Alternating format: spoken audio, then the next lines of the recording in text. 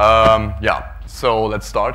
Yeah, welcome to my little seminar. As you can see, it's about drawing presentation slides with a graphic tablet. And oh, there's the jingle again. So, we're talking about using Irfan view in the right way too. The slides. There we go. Hello. Okay, yeah. Hi, I'm JCO. I'm gonna tell you as most as I can in our limited time span about mixing music and working with sound. Disclaimer: what is this supposed to tell me? I think, yeah. So, music and mixing music and working with sound in a way that's kind of pleasing for the listener is not an exact science. It's not a science at all. It's a very subjective topic, and what I'm gonna do is I'll try to give you an overview about the absolutely necessary theory you have to know when approaching mixing music.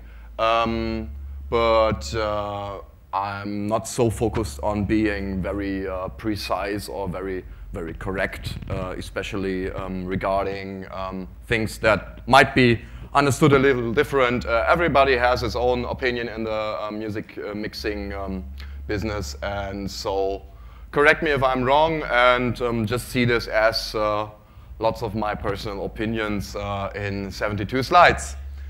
So yeah, as I already told, mixing music is a bottomless pit. There is a lot to say about acoustics. We could spend over an hour speaking about acoustics, room acoustics, etc. Alone. But well, let's just start with a very rough basics. So what is sound? Well, first question to you all is. I try to make this for the beginner. How experienced are you? Just question to you, to your audience. Okay. So yeah, that's fine. Okay.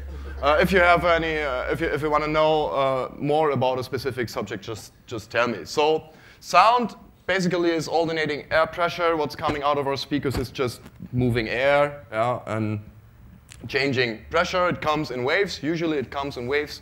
And imagine some more scientific gibberish here. So we'll skip that. Meet our sine wave. This is sine wave. The little fella here, he is a very, he looks a little insecure with all those people watching. Yeah, and so, yeah, he's telling a little about it. So this is basically what happens when we're listening to stuff. Yeah, so yeah, that's a good, oh, yep, yes, I should know that, yeah. This is, yeah, this might be just, just remove this for the moment. It's not so important anyway. Just contemplate this picture while I'm busy working with my accessoires. So, better now? Better? I'm moving around? Okay. Okay, fine. So, yeah, wave goes in somewhere, we'll talk about this later, into the speaker. Speaker moves, air pressure changes, and this air pressure is registered by your ear. So there are two aspects about this sound that we hear. First is amplitude, like how high, how much pressure is there moving. That's basically how loud it is. As you can see by our little guy, it looks here right. The right one looks much more disturbed, I think. And the second aspect is frequency. So higher frequency means higher note. I know I'm kind of stating the obvious here, but well, we have to start at the very beginning. So yes, yeah, this is, yeah, okay, I think you know that. Yeah. Range of human hearing is somewhere between 20 hertz and 20 kilohertz. So this is the range of frequencies that we can hear. When you get older, you'll miss up in the higher areas and lose something there. And yeah, we'll talk about that later more too. So, I brought some sine waves for your enjoyment to give you some impression. Sine waves are nice to talk about because they are pure single frequencies. So here are some. Oh, they're so amazing. It's like test tones. Oh, we just met the resonance frequency of this room. This is great. Did you hear how the last note is? There's one note that's noticeably louder. This one. Do you know why? Well, I'll just tell you. It's because waves are being reflected at walls, especially when we have hard and solid walls like in this room. Those waves travel at a very low speed compared to light, for example, with about 300 meters per second. And when they arrive at hard, solid, flat walls, they're being reflected, and they come back. And if you have, imagine two walls with a distance that matches the wavelength of our wave, then it becomes reflected and it adds on top of each self, becomes reflected again, adds again, and becomes louder and louder and louder. But we'll talk about this later too. That has something to do with room acoustics, and this room obviously sucks. So, yeah, we already had that. To show you how this looks like, same sound example, I'll just use Fubar's great visualization. Let's look at this. Okay, sine wave, great. Play that again.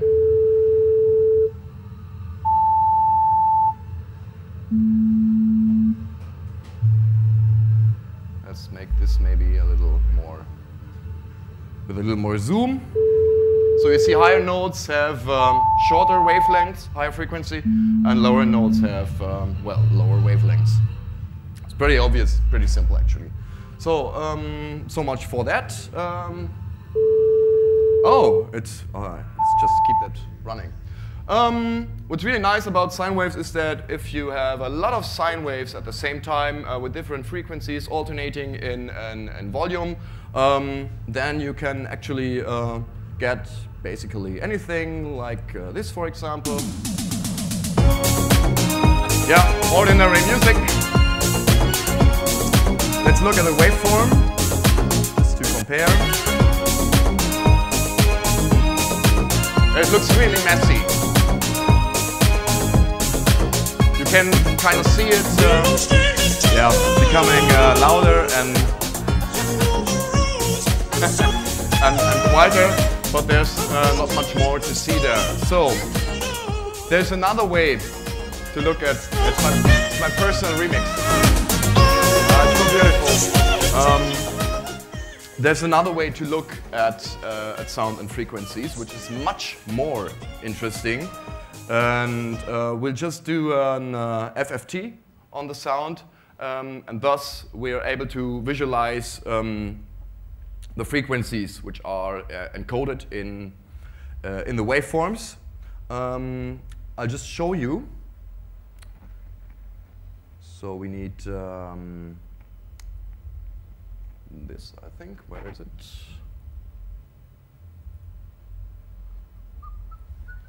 There we go. So I'll just play the sine wave example again.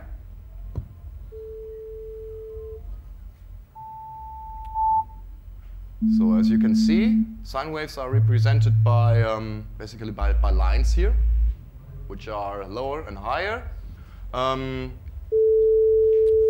That's just the frequencies we're hearing, single pure frequencies in case of a sine wave. If we compare that to this, yeah,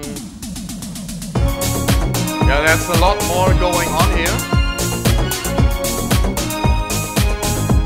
But it's just, you can understand this as a mixture of sine waves, yeah? Many sine waves at the same time in the frequency domain.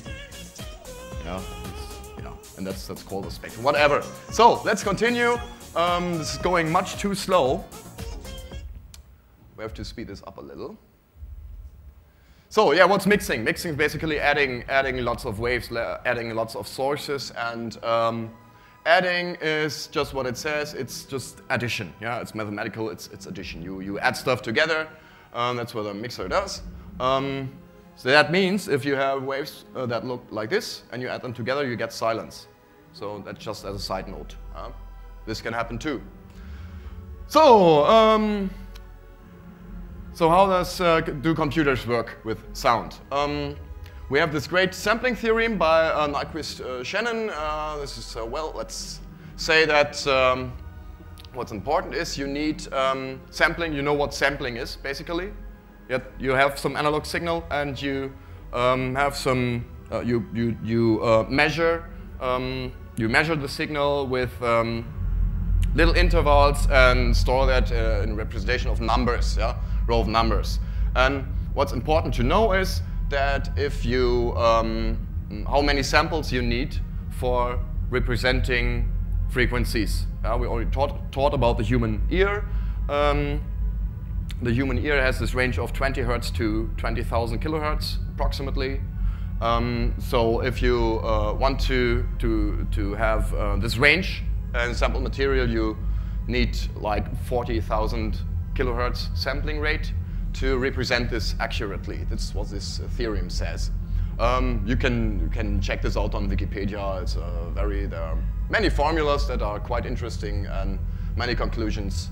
And this is also the reason why audio CDs work with a sampling rate of 4.1 kilohertz, because that's sufficient for representing the whole spectrum we need as human listeners. Dogs have a wider range, more ultrasonic area. Okay, so yeah, just some random illustration. Then we have to talk about bit depth. That's very important too, because the range in numbers you have for storing the values you sample is responsible for the dynamics in terms of volume, in terms of level that you can represent. So more is better. 8-bit sucks and more bits are good. So let's just keep it at that for the moment. You might have stumbled upon the unit decibel in that context. It's on every mixer, every audio software. They all work in decibel. Yeah, so what you have to know is that this decibel scale is a logarithmic scale. That means in that case, add 10, and you have twice as much. Yeah? So to say, just you can look that up on Wikipedia too. Relevant for us is add 10, and you perceive stuff as twice as loud. This is something to remember. It's not a rule that you have to follow, but it's a good rule of thumb. Human hearing, if you have a fader and you put it 10 decibels up, then it's twice as loud, perceived as twice as loud. The human ear has a very wide dynamic range, and this also is why 8 bits are just not enough for representing sufficient dynamics. We have a range of about 120 decibel. That is quite a lot when you keep in mind that it's a logarithmic scale. And what's also interesting is that the ear has different sensitivities depending on frequency. There are some frequencies, some ranges where the human ear is much more sensitive than in other areas. Like you need much more power in bass frequencies to perceive them as loud as spoken voice, for example, which happens in a higher range.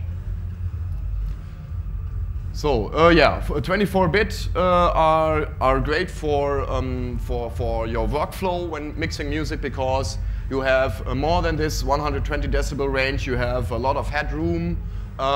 You can make it louder and quieter without losing much quality.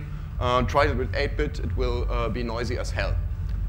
So yeah, of course we work in stereo. We have one right speaker and one left speaker.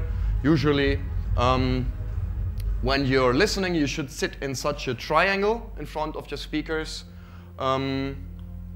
And what's important about that is there are actually two ways by which you determine where a sound is coming from when using two speakers.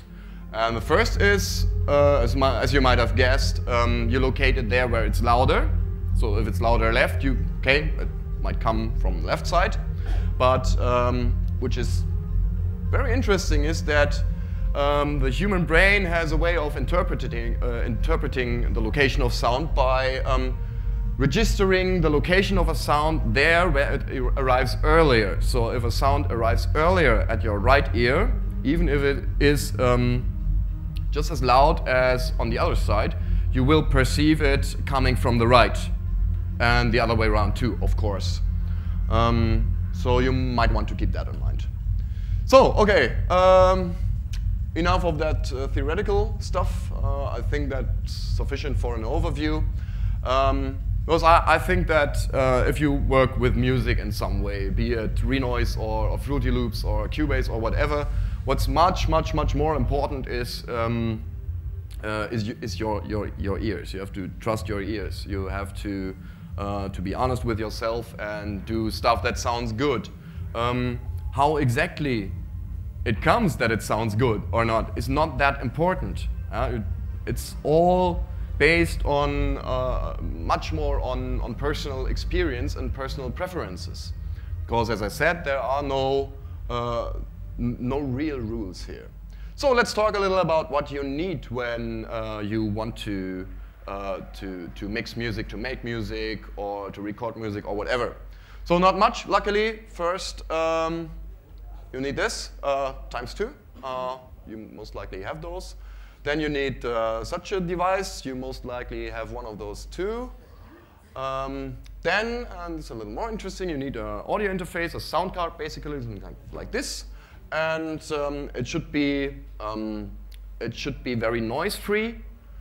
This is what I say here, signal to noise ratio. It's a value when you look at tech data sheets that describes how far is the signal that you want away from some kind of noise floor. Yeah? So this should be high.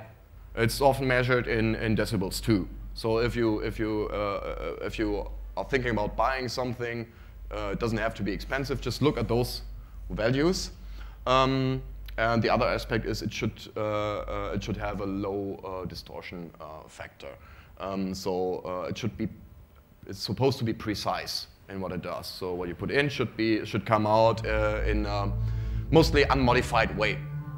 So okay, then of course you need very high quality USB cables because this is the thing with digital data. If your digital data lacks a certain quality, then your sound will sound noisy and distorted. There are cables starting in the price range of 329 euros.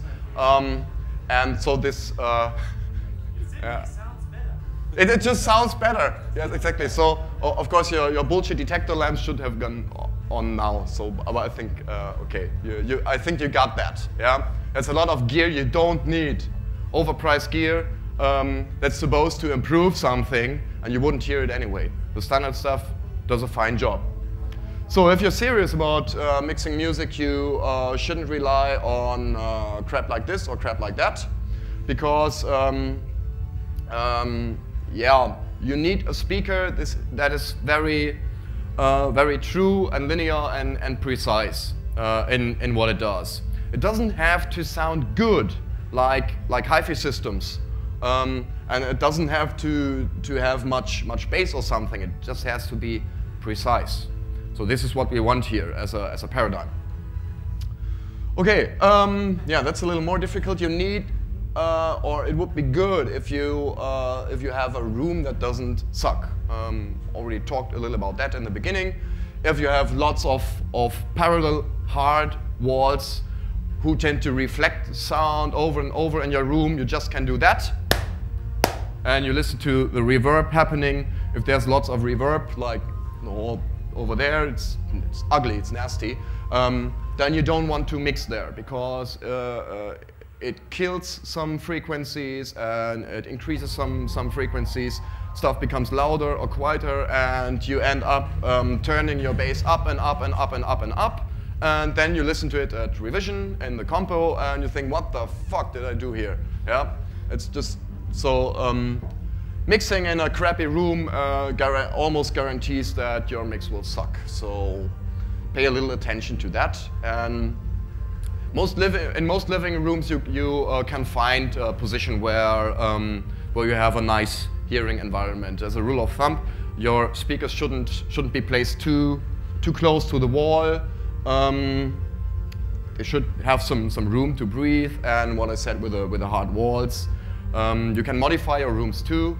Doesn't have to be expensive. There are some household things you can do, like just work with cloth like this. This all helps, and if you want to try a room to get some impression of how good your room is, you can play, for example, a sine sweep. A sine sweep is just a sine wave slowly going up or going down, and you can pay attention to where are the peaks. Are there some frequencies where it suddenly becomes much louder or much quieter? Then you know, yeah, those are problematic areas. And this changes when you change your position, and it changes when you change the position of the speakers. So you can experiment around with it, and what you want to achieve is find a position in your room where the sine wave sounds equal over the whole frequency range, not much louder anywhere. It's almost impossible to do, especially with bass frequencies. Well, just for demonstration, I have some sine sweep here, so we can just listen to it and pay attention to what the room does. It's all equally loud. Oh no, that's the wrong thing. We already had that. There it is. I'll show you this at the same time.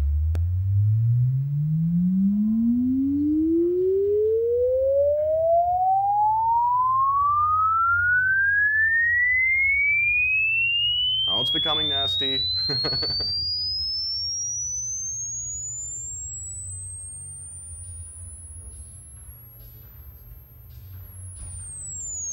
And down again. Pay attention to what happens in the bass area here.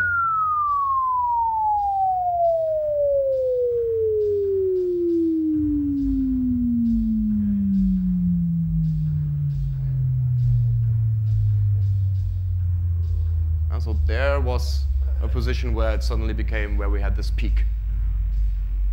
And this is too low for the speakers, so they begin to suck horribly.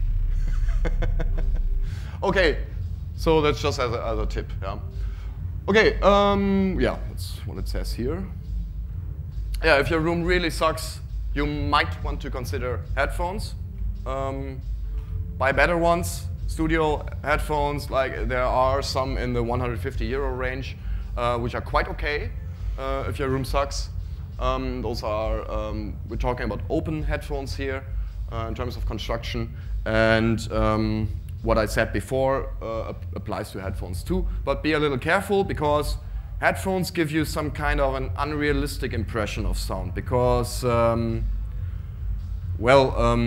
have a perfect stereo separation. Your left, you can put some signal in your left ear and your right ear doesn't get anything on that. This doesn't happen in real rooms. You always listen with both your ears to both sources. And so, well, this has some side effects on the impression you get from the music, of course.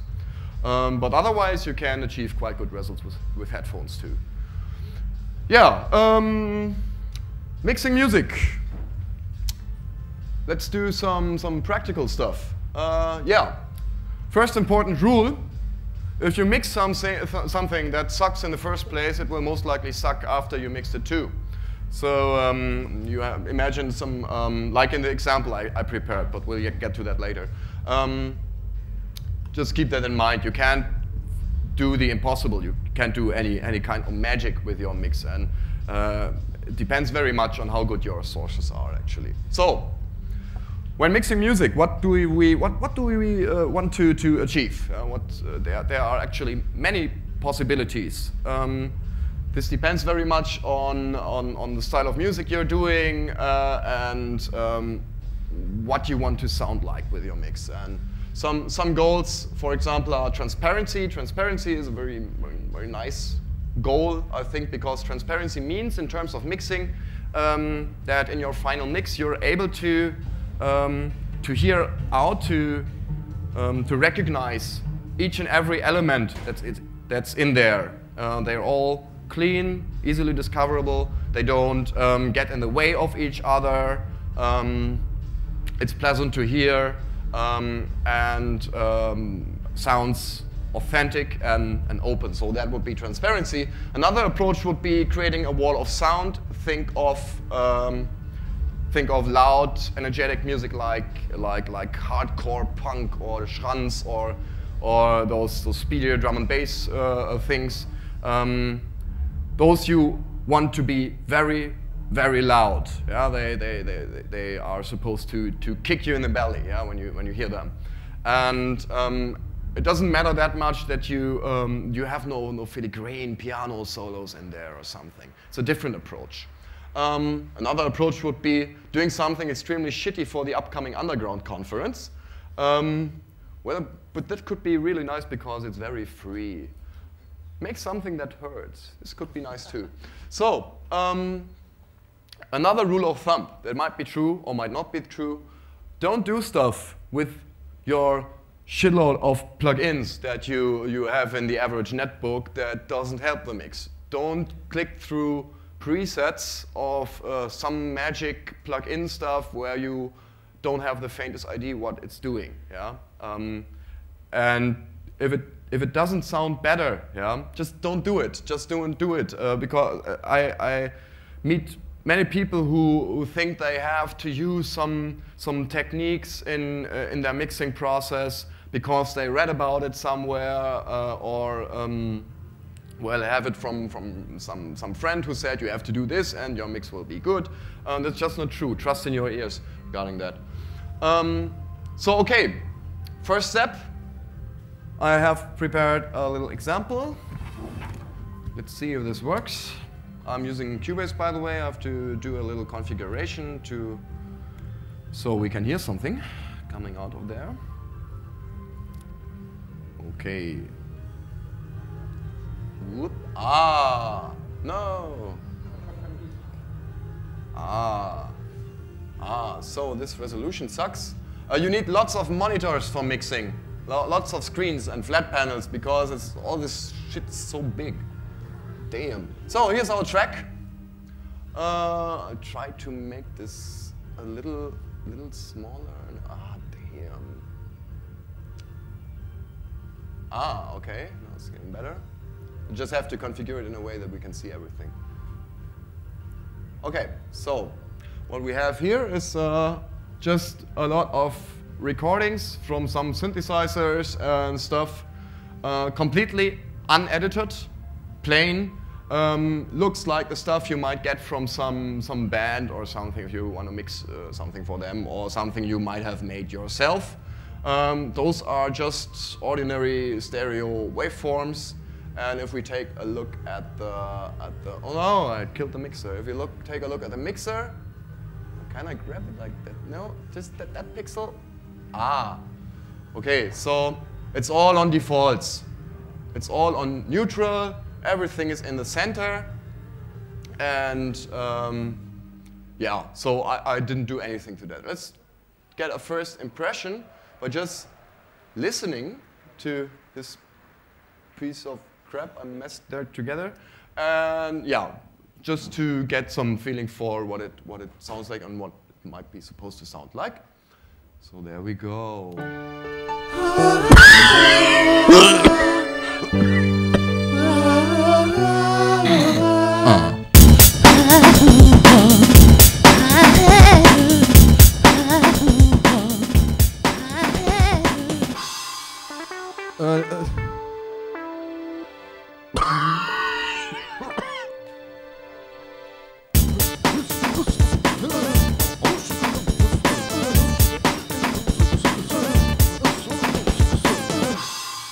Yeah, okay, so much for that. Thank you. Yeah. First very obvious thing, there's somehow some stuff got into the vocal track, which doesn't seem to be supposed to be there, like this. Yeah. So first good step would be to cut that out, to clean it up a little. So yeah, we just do that quickly. So yeah, that's not part of the music. No, that's not part of the music too. So this looks nice. Okay. Yeah, that's actually the vocals. Okay. No, that's not part of the vocals. So we have to cut that out too. And I can't imagine what this is. So we just we can mute it too, so it won't get played now. Okay, that's the other part of this. Okay, so we cleaned up the vocals. And we were considering step 1, get levels and panning right. Distribute your sources evenly, and as we can see in the mixer, the way it is at the moment, it's clipping and distorting like hell. The stuff is all much too loud. And we see that here.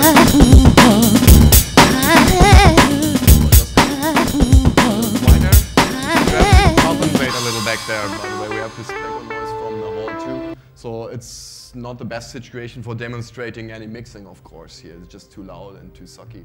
Anyway, the way I do that normally is I just play the stuff I have in a loop and play with the faders till I think that's okay for now. It's just doing a rough mix. I'll just do that quickly. Okay, so here we go.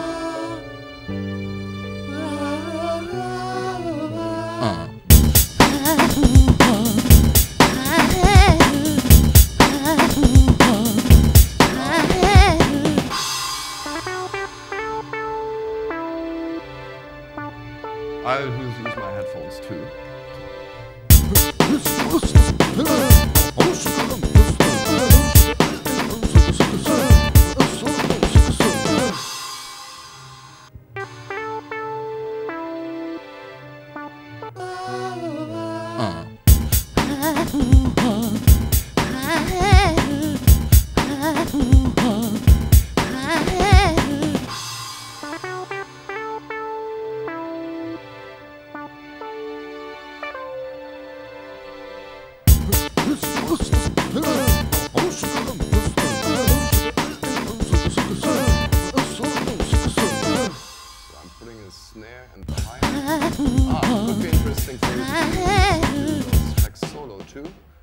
The snare drum here, a little to the left, in the breakdown part.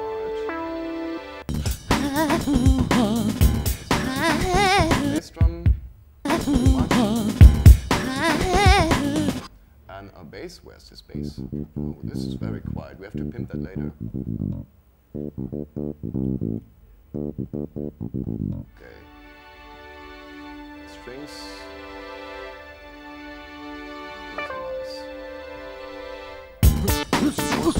Oh, there's a piano too. Oh,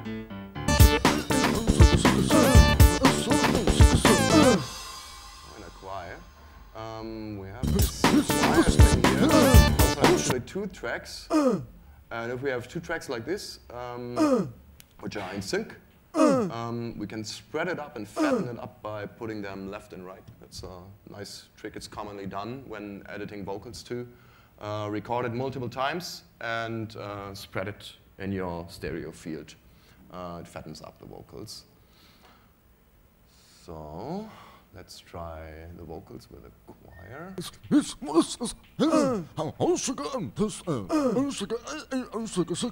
Almost awesome. So I just linked those together because they are kind of equally loud. Oh, the solo part.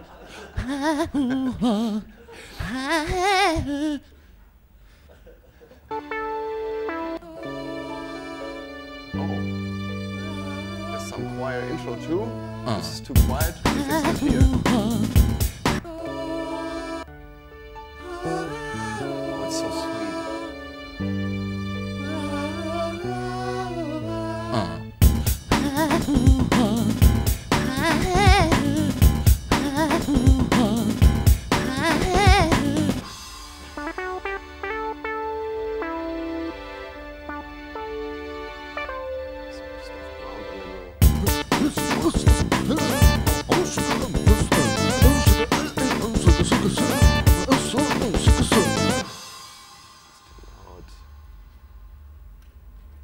Okay, that should be okay for this first first edit. Well, we have a rough mix now. I'll play you the original version later again, so you can compare. But okay. So next, coming up next, listen to what you have done and be honest with yourself. I'll do that now. That's very important. So the whole thing together once again.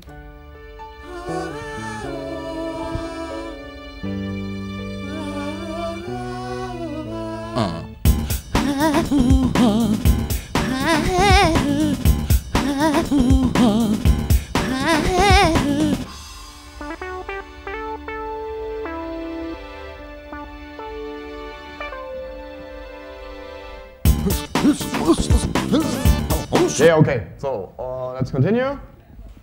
It's already getting on my nerves. Yeah, so mighty tool, equalizers. You might have heard about them. What equalizers do is you can modify audio material in a way that you get certain frequency areas louder or quieter without modifying the rest. So I'll just demonstrate this on the vocals. What is very apparent here is that in this the second part here, vocals are hard to understand. So I can just try EQs here. That should be, this is what I had in mind when, of course it's not me singing. So, let's see what we can do.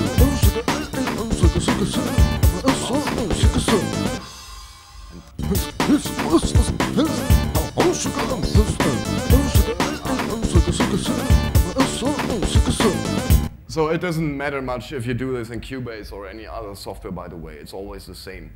Those things always work the same. So this is an equalizer. Actually, it's 4 equalizers, which we have here. I'll show you. We have 3 parameters. First is gain, making stuff louder or quieter. What we see here is our frequencies. And this is decibels again. How much louder or quieter we make it where. Yeah, so just as a proof of concept, I make this very narrow, so the effect will be very local. That's a normal parametric equalizer, by the way. I'll just play the vocals and slide through this frequency range so that you can listen to what happens. This might be too extreme. Oh no, it's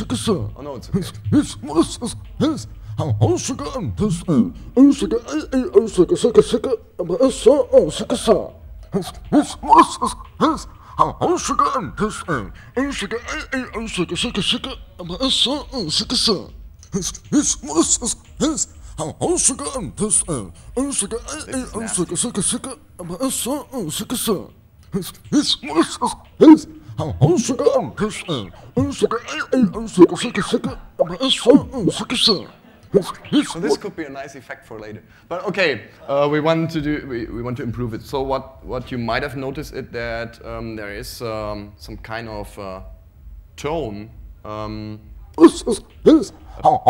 here. This single note you can hear. I can make higher or lower, like a whistling noise. This comes from this EQ being so spiky. Yeah, this note we can hear is just this frequency we're setting here. And as another rule of thumb, if you work with EQs, try to be not too extreme. Broad curves like this, mild settings, often sound more natural. EQs have some side effects. I won't talk about that now, but you also reduce some artifacts those EQs make. What I want to do here, what I want to achieve here in particular with those vocals is to make them more understandable. Is we have in voices this frequency range, it's somewhere between 4 and 6 kilohertz, where the human ear and human perception is very sensitive for speech. So if I boost this frequency range here, the voice will sound more present and more clear, especially in context with the other instruments. I could also, let's first listen. That's very extreme. Opposite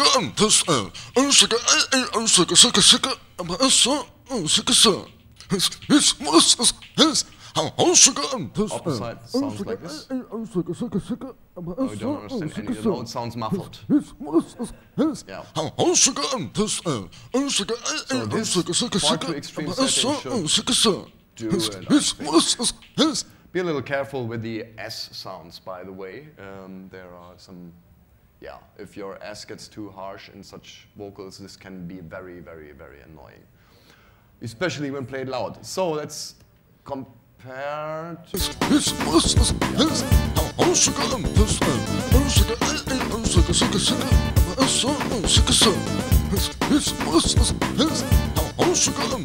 I can understand every word now. It's better now.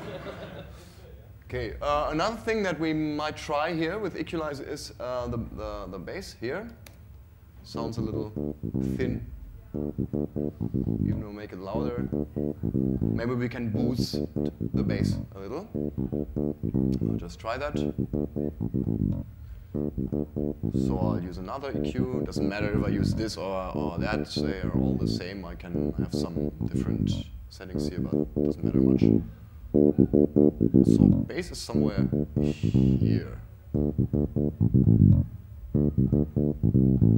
Of course, we can't really do this in some good way with speakers like this. They are not really good for doing stuff in the bass range, but you can hear it becoming louder in the bass range, I think. Yeah, this is as low as I would go.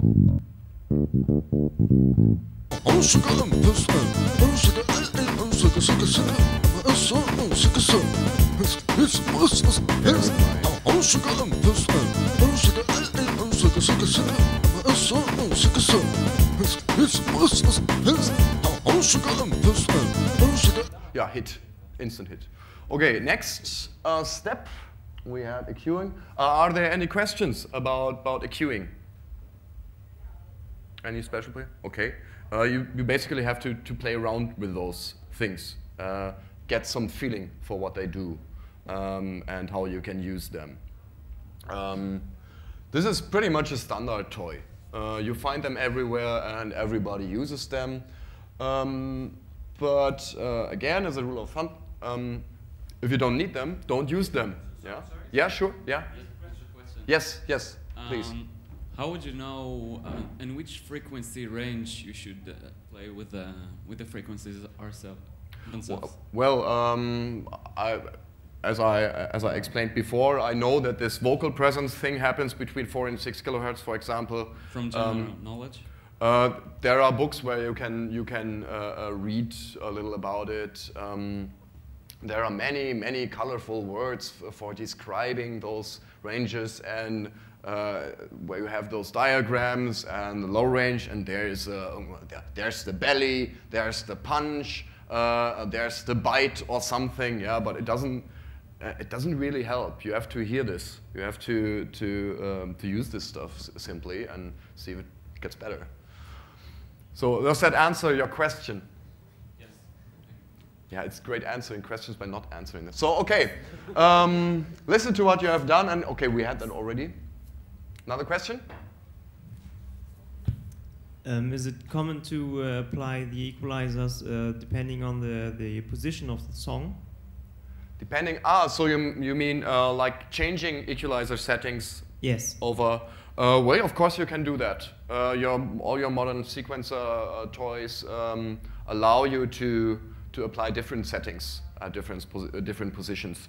I don't know if it's common. I don't think it's that common. But if it's necessary in your song, then why not? Of course. As you said, some vocals can sound not that nice. I guess one can apply the effect only on the other positions. Yes, of course. For example, in our example, if we had, we have this quiet parts here, like this.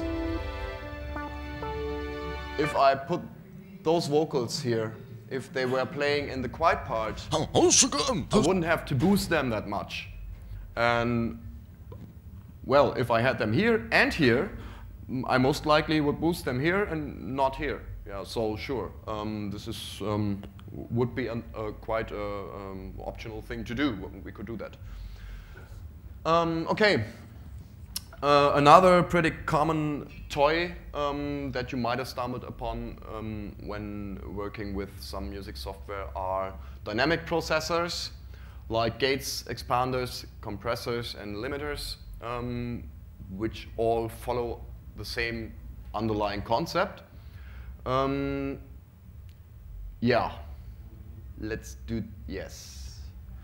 We will approach this topic using behavioral psychology. So meet the dynamic monkey. This is the dynamic monkey. The dynamic monkey is totally in love with music, but he hates too loud music. So this is what the dynamic monkey does. As soon as what he hears becomes too loud, he pulls down his personal private volume slider. And when it stops being too loud, he pushes it up again. And that's basically what a compressor does. And that's basically everything about it. So we have a few standard parameters when controlling compressors, which can all be perfectly understood in terms of this monkey reacting to what he hears. He's very fast and he's very sensible. I'll get back to this slide when it becomes necessary. I'll just show you. So you can hear. Let's try the vocal track again. I'll load a plugin. I have in each channel I have here, I can load so-called insert effects.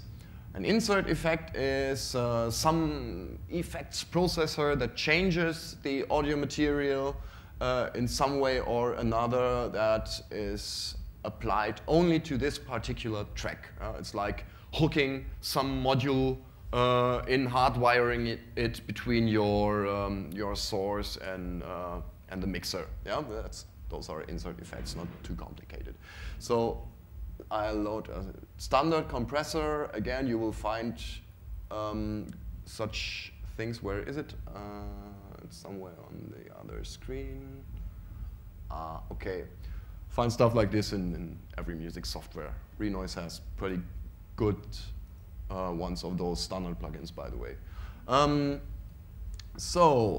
We have, let's just solo the vocals again and select a position where we can hear this pretty well, like this part. This part, we didn't have this part.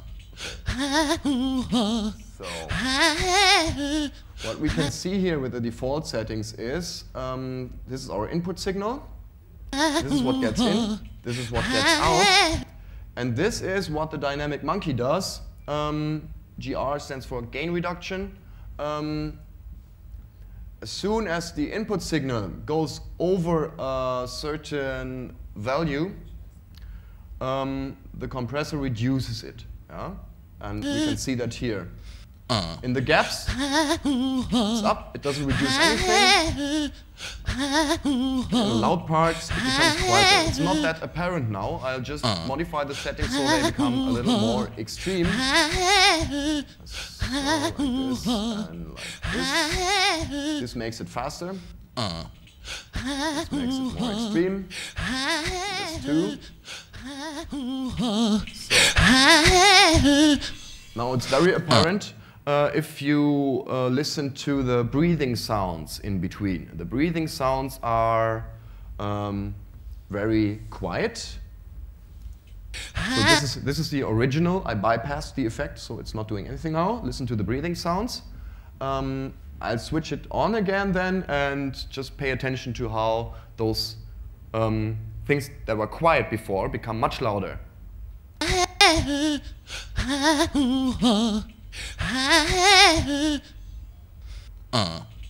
I'll switch it on now.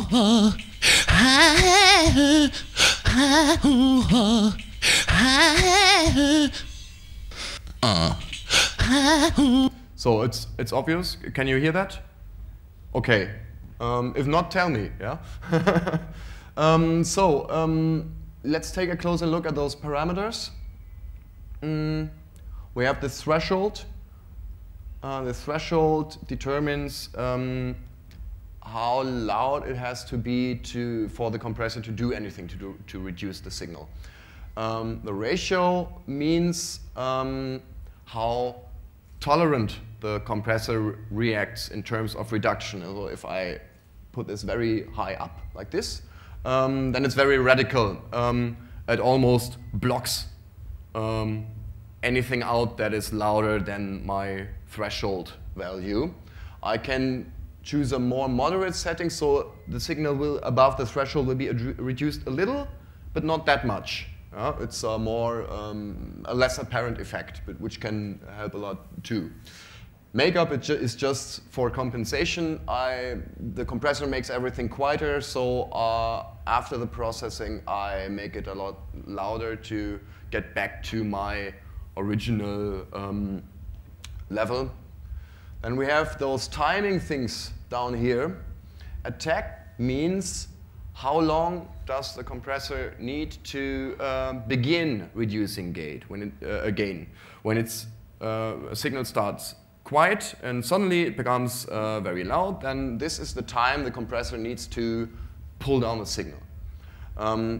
I think I can show this with the bass again. Or maybe even better with a piano. No, not even better would be the snare. Yeah, the snare is good. So we have a little snare here.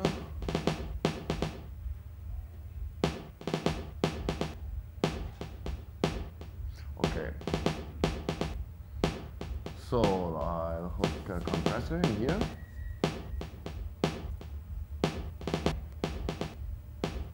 So see on the screen. First, I put it on do nothing mode. So nothing's happening. You can see that here too. Okay, let's make this a little louder for a moment. So I'll now use a very high ratio and pull the threshold down. So what we can hear is that it becomes quieter. So I pull it up again to compensate for that. So now the snare sounds much fuller than before. Compare.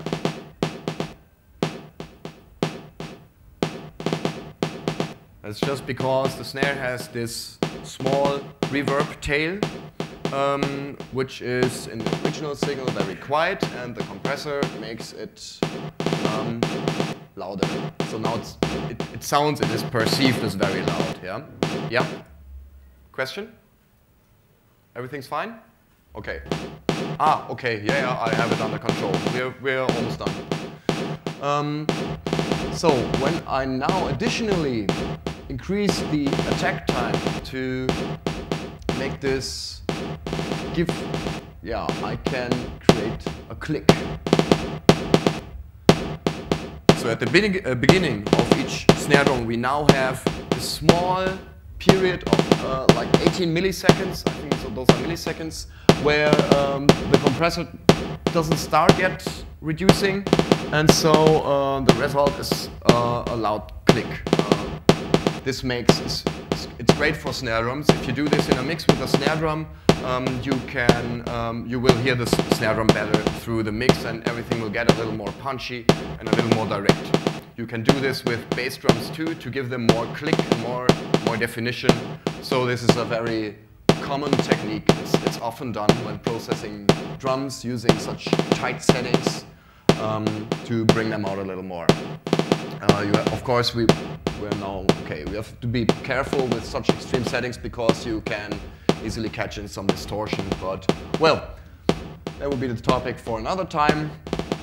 Let's give a quick look at what else is there. with those things I mentioned so far, you can do a lot. You will, if you only use normal, a little panning, a little levels, a little EQing, and a little compression, you will get good mixes if you do it right, and if your source material is good.